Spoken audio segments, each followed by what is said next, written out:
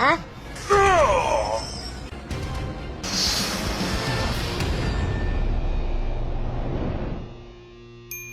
这完全出乎我的意料，但我依然决定要打败你。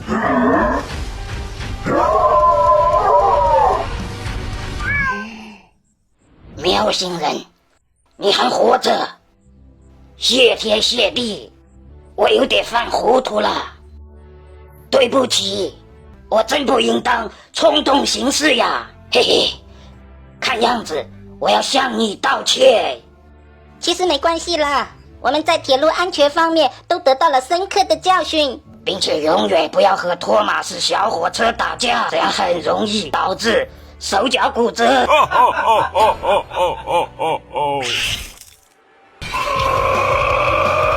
过来吧，小家伙。